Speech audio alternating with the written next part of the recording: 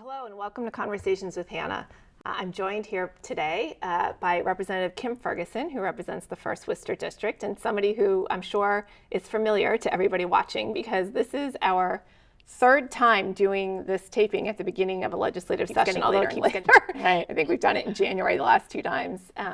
But thank you for joining me here today. It's also Valentine's Day, neither of which we had anything red in our closets to dress for because we wore it last week at Go Red for Women on the American Heart Association Day. But thank you for being here. And it was funny, I knew we had done this 2 years ago when I asked you if you'd come on and do it with me again. And then when I looked back in my files, I realized this was the third time doing it. Your 7th term just began, my 5th term just began, and thank you to all the voters who chose to put us back in office again. Interestingly enough, we are half of the Republican women in the 200-member legislature sitting here. Right. There are only 4 of us. We're down from 5 last session, and 7 the session before that. So it is a small, merry band of women that we are among. But I thought we could start by just talking about like all the changes that have occurred. The beginning of this session was a really momentous one. Yes. Charlie and Karen decided not to run, and just so really grateful for all that they did for the Commonwealth for 8 years. And it was bittersweet for us, right? I mean, certainly, you know, we had worked with them over the years, knew them prior to that as well, and you were obviously instrumental in their campaigns, and you know, to see this come to a close after all these years, it was very bittersweet. It was sad, and I'm happy, obviously, for them and their next chapter, and I know it was a very difficult decision for them, and I know they're not going away very far, but it was certainly many days of excitement and celebration as well that I won't forget. And I know we were able to be together during some of their ceremonial, like the Lone Walk when they leave for the last time, and you know, some other celebratory things in the State House, and the outpouring of support from people that just came to Boston to see them and say farewell. And a lot of thank yous were heard. So it was definitely an exciting time and a sad time.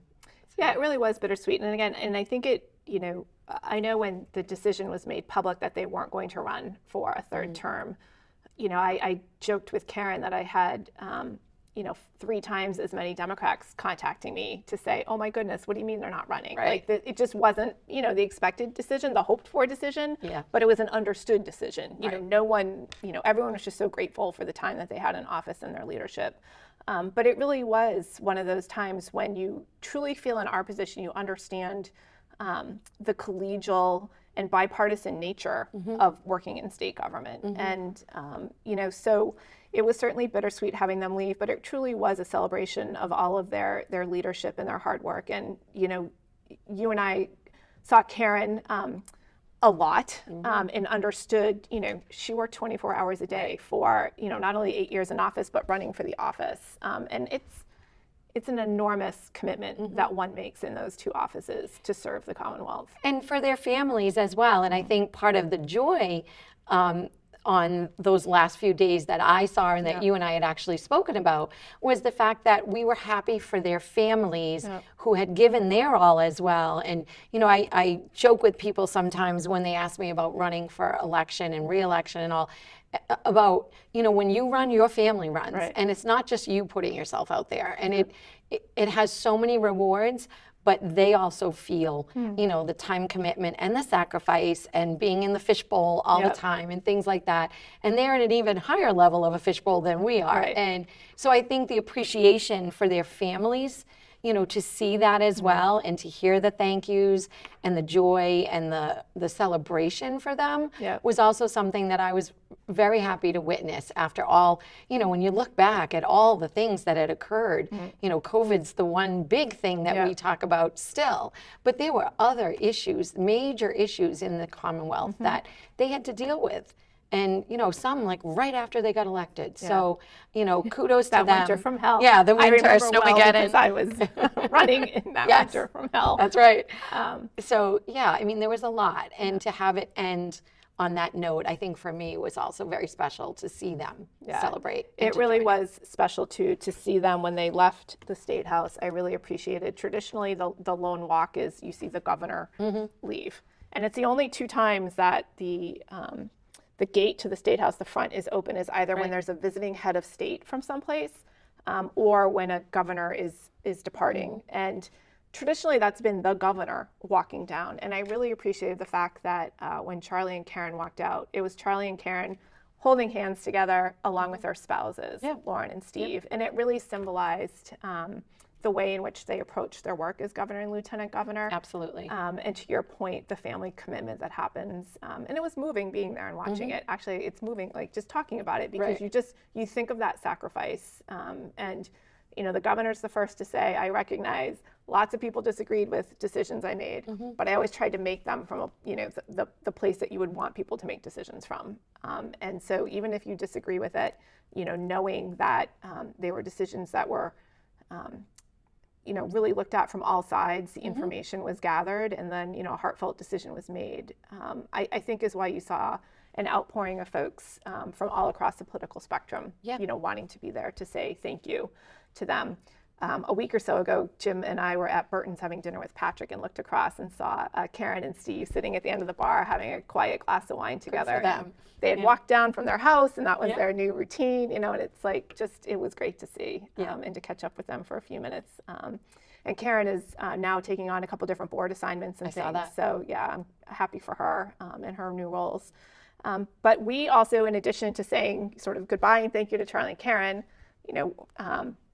we were sworn in. So Tuesday was sort of the goodbyes to the administration. Wednesday was our swearing in day. And then Thursday was the swearing in of the new governor and lieutenant governor, which again was, my first time being there, seeing a changeover between administrations, but also a historic one, on so many fronts. And so it was kind of one of those days when you thought, especially as a woman elected in office, here we are. Yeah, no, it was great. It was great.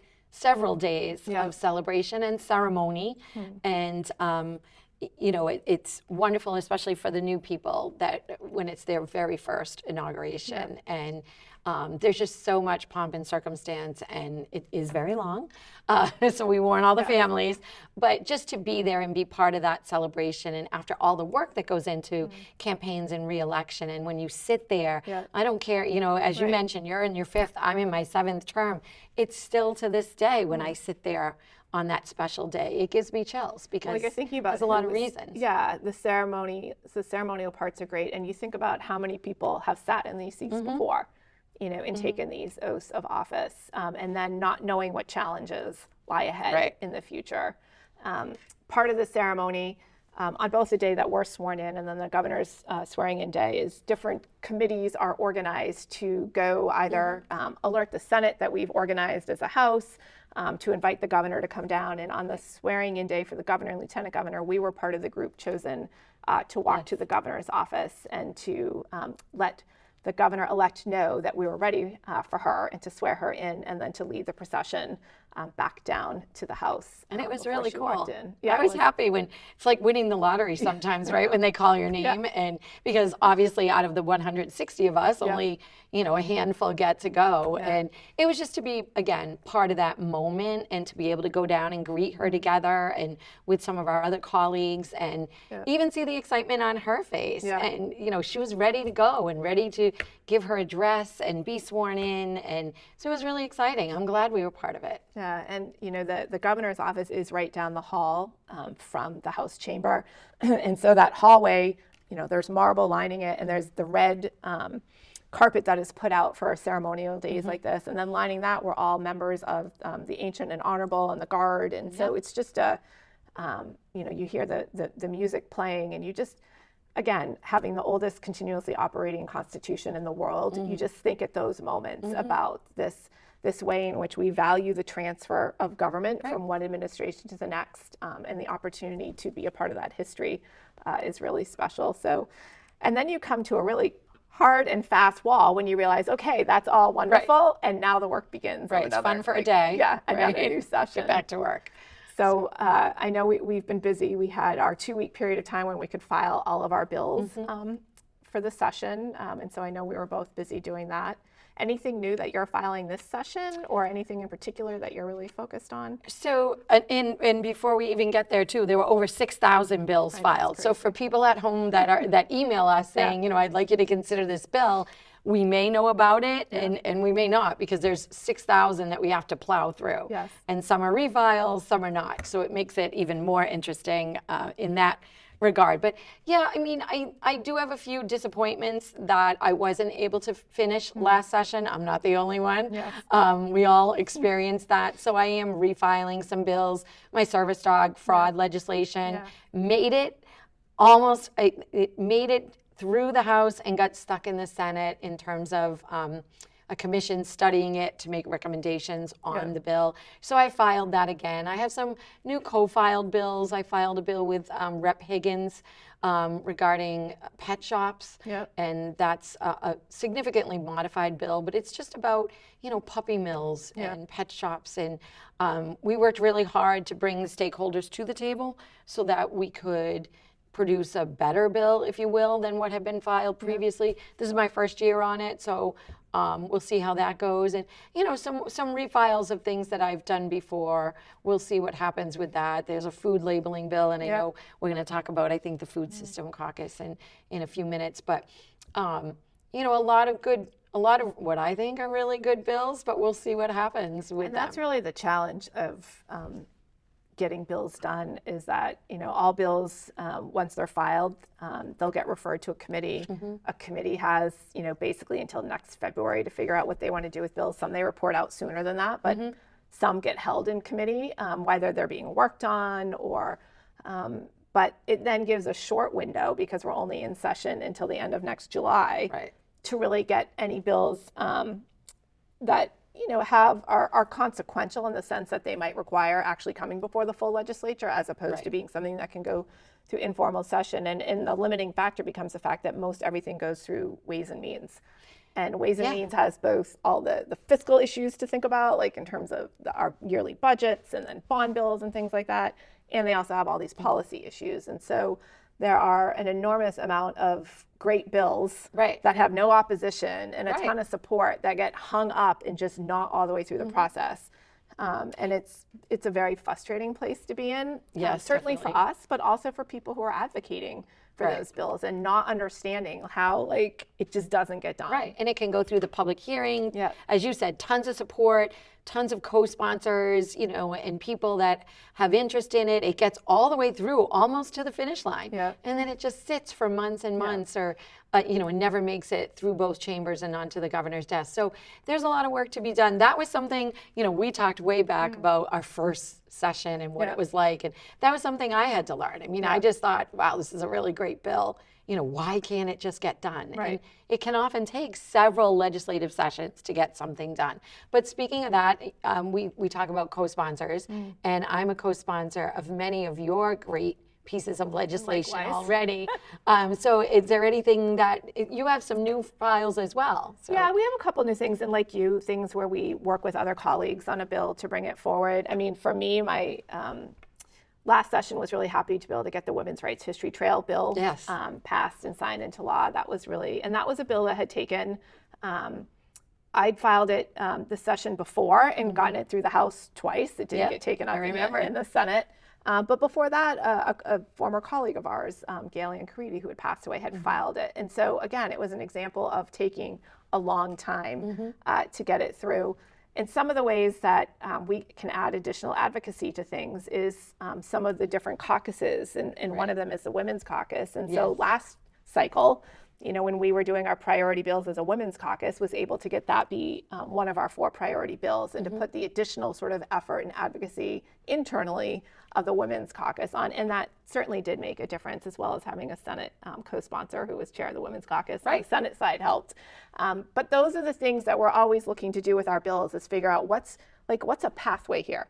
How can I generate interest to rise above all the other really good bills that are here? Because there are a lot of really good bills. And so you're competing for eyeballs and time among a lot of great things. And so sometimes just trying to find that particular path.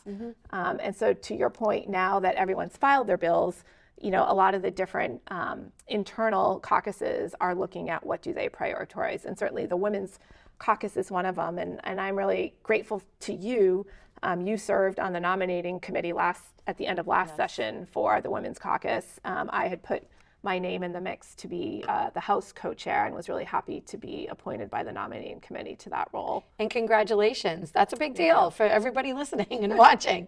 It is a big deal that Representative Kane is the House chair of the Women's Caucus. And, without getting into too much detail about all of our interviews and discussions, hands down, it's a role that I really think you are made to do in your advocacy, your hard work, the dedication, and the way that you had already worked so hard with the Women's Caucus on a number of initiatives. So it was just such a natural progression, if you will, for you to rise to that role. And we're really lucky. And I think it's going to be a great year, great 2 years, I should say. And, you and I have been involved in a number of women's initiatives and women in government and other things, but this is where I really think you're going to be able to lead this caucus. Well, I appreciate that. And I think the thing that I like to tell people, it's a proof point to the fact that, again, we are 63 women. Again, only 4 of those are Republican. Right. And yet the politics of whether we're a Democrat or Republican in the Women's Caucus, it doesn't matter. No. It's about who wants to show up and do the work. And so, I think that's just it's a tangible way, because we talk about it a lot, like the collegial environment, the productive environment that we work in. But sometimes it's like hard to illustrate that to folks outside of the building, because there's just, they don't see us all working together on a day-to-day basis. They might see us out at events or on briefings and get it, but I think this is a really good proof point to the fact that, and it's, the Women's Caucus is a bipartisan, bicameral caucus by design, and that is the lens by which we prioritize our bills and look at our priorities. But the fact that it doesn't matter whether you're a Republican or Democrat to serve in leadership or on the board of the caucus, I think is a really great example of the way in which we approach our work in Massachusetts. Right. And, the board now is, what we did the first month was be organized around what are our strategic priorities of the caucus. And we carried forward 3 very similar ones from last session. The last session, we had one on the COVID-19's disparate impact on women. And while the pandemic is largely seeded, there's still some little things that are still organized in a way in which it understands that it could be different challenges at different times. But as a body, as a legislature, we've sort of moved beyond that, in addition to the state moving beyond it. Thankfully. Yes, thankfully. But some of the barriers that women face, as well as some of the opportunities for women in the workplace, and the economic impact and growth to the Commonwealth is something we still wanted to focus on as a caucus. Yeah, and you bring up a really good point too about that, though. The way now that this caucus is structured and working is very different than it used to be, and that is in part, or in a great part, to your work, because we used to go to meetings, and I think people would also kind of complain, like, okay, we went to a meeting a couple of times a year, and what are we really focused on? Right. What are we doing? And there have been a number of initiatives now that the Women's Caucus is involved in, with a voice for women and women's issues, and we unite over that. And yes, sometimes do we haggle over the language a little bit and have to work out the details? Certainly, but bringing women's issues more to the forefront has become the focus of this caucus. And I think another piece of it is just the support of our women colleagues, our fellow colleagues, and that we really need to feel that, because this is a difficult job on many days. And to know that someone else has your back and that you can talk about it and that you can have maybe workshops and other venues for us to come together to talk about issues that are unique to us, I think has really, really been a strength now of the caucus. So, I think, to your point, it's the strategic priorities that we've elevated as a caucus are things that impact women, but they also impact the entirety of the Commonwealth. So when you have, when you think about the wanting to ensure that women can fully be in the workplace if they choose to be, if they want to be. You know, that's an economic growth factor for us here in the Commonwealth. We can't find enough workers right now. We don't have enough people here. If we want to grow, if businesses want to grow, if we want our economy to grow, we need to ensure that we're removing the barriers to being in full employment.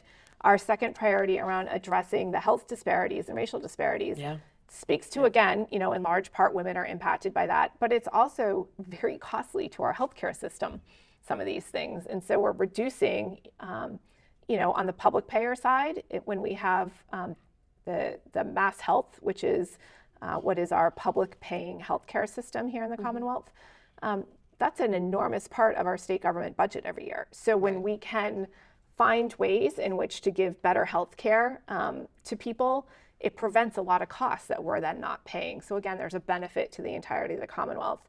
And then our third priority, really speaking to empowering women in government, really talks about just, again, you know, recognizing the issues that are there. And one of the bills that the caucus prioritized last session was around, and you and I served on this commission together. You were the minority leader's appointment, I was the governor's appointment, to a task force looking at the commission on whether funds that you raise for your campaign can be used to cover childcare as an expense.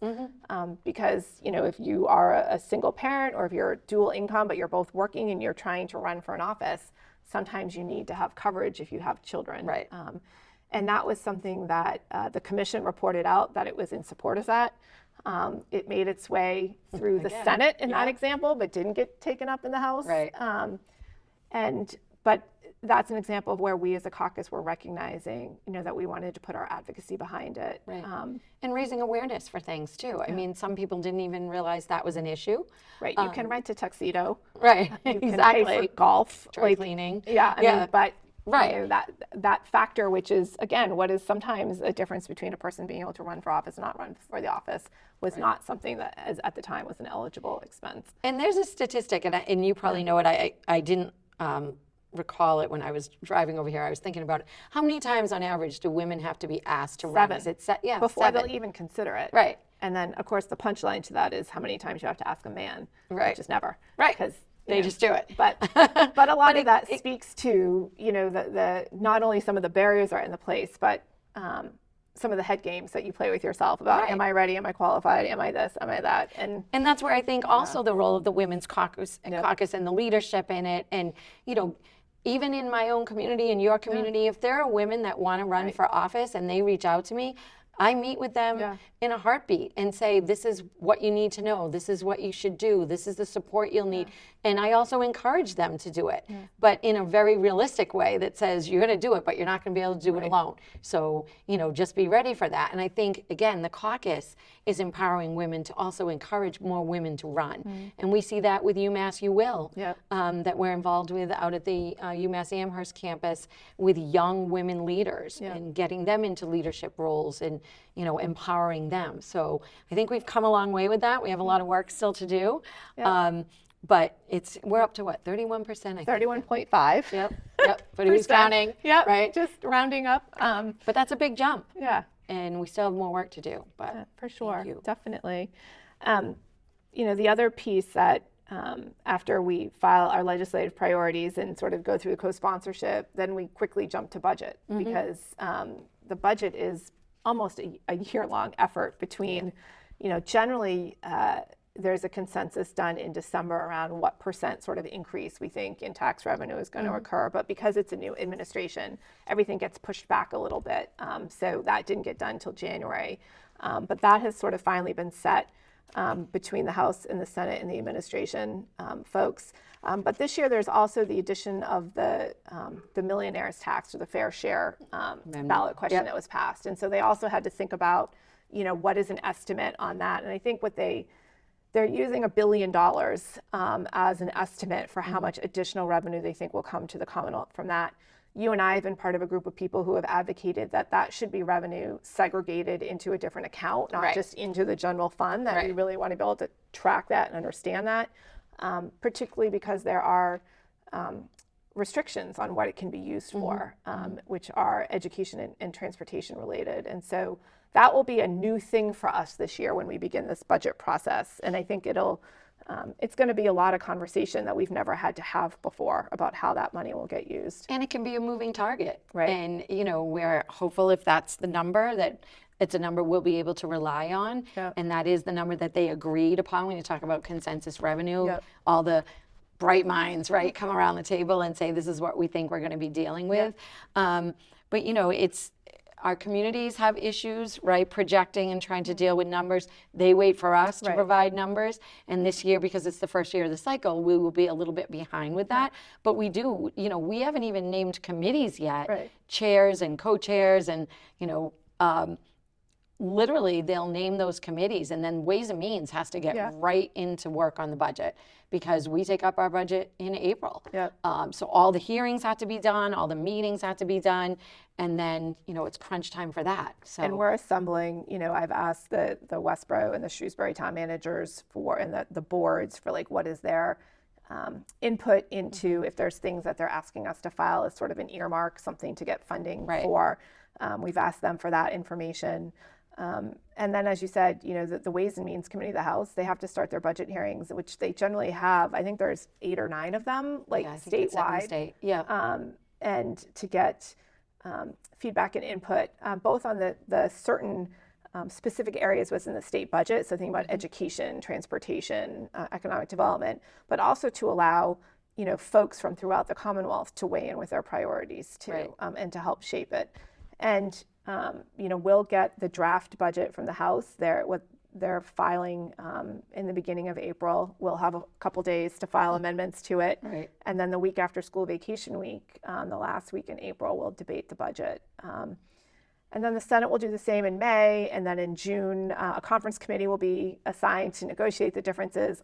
That can theoretically happen very quickly, or it can take right to the end of July, and then it goes to the governor, who has 10 days. So, when all in, you're generally talking about end of July ending a process, and then you start it again in December. Right. So it sort of feels like we're always in budget mode to some And extent. vetoes, we have to deal with vetoes and overrides and things like that as well. So again, it stretches us out through July and beyond. And I understand it, and you and I have talked about this with our colleagues as well. We realize that's difficult on our communities too, because again, there's the moving target, right? And we're going to a luncheon after this with the Worcester County superintendents to talk about the Chapter 766 schools, where many of our students who rely on special education services outside of the district, are being educated. And this year there's a particular increase that is happening on that, which is having an impact on municipalities. And so we're going to talk to the superintendents about that and how we're advocating at the state level to help them with that part. So there's so many conversations that occur around challenges that communities are facing that you try and solve through the budget process, sometimes successfully, sometimes not.